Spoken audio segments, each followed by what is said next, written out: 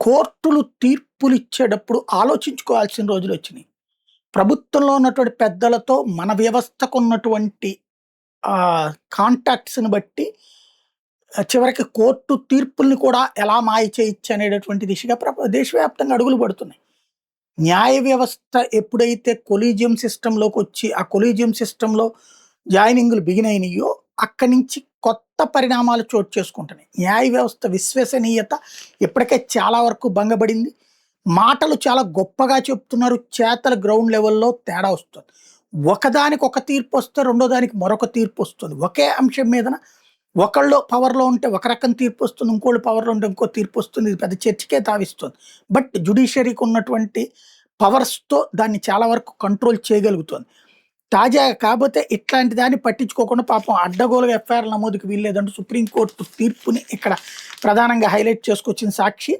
వేధింపులు లేదా నిరాధారమైన ఆరోపణలతో క్రిమినల్ చర్యలు ప్రారంభించకుండా అడ్డుకోవడం కోసం ప్రాథమిక విచారణ ముఖ్య ఉద్దేశం అని చెప్పి ఇంతకుముందే సుప్రీంకోర్టు చెప్పింది. ప్రాథమిక విచారణ జరపకుండా ఎఫ్ఐఆర్ నమోదు చేయొద్దు యాంత్రికంగా.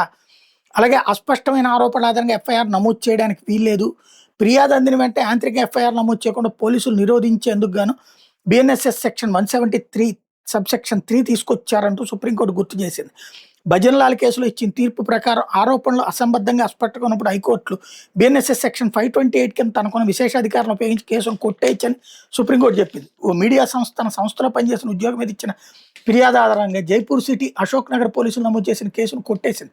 అస్పష్టమైన ఆరోపణలతో నమోదు చేసిన ఎఫ్ఐఆర్ను కొనసాగించడం న్యాయ ప్రక్రియను దుర్వినియోగం చేయడమని, ఇందుకే కేసును కొట్టేస్తున్నట్టు చెప్పింది. ఈ మేరకు న్యాయమూర్తులు జస్టిస్ విక్రమాదిత్య జస్టిస్ సందీప్ మతాల ధర్మాసనం ఇటీవల తీర్పు ఇచ్చింది. ఫిర్యాదులో ఆరోపణలు చాలా అస్పష్టంగా ఉన్నాయని చెప్పింది.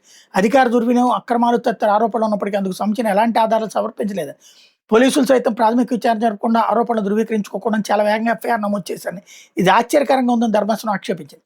ఎఫ్ఐఆర్ అనేది ఎన్సైక్లోపీడియా కానప్పటికీ అందులో ప్రాథమిక వాస్తవాలు ఉండాలని తెలిపింది. సామాన్యుడు ఎవరైనా ఇలాంటి ఆరోపణలతో ఫిర్యాదు చేస్తుంటే పోలీసులు కేసు నమోదు చేసి ఉండేవారు కాదండి. అయితే ప్రముఖ మీడియా సంస్థ కావడంతో ఆగమేఘాల మీద కేసు నమోదు చేశారండి.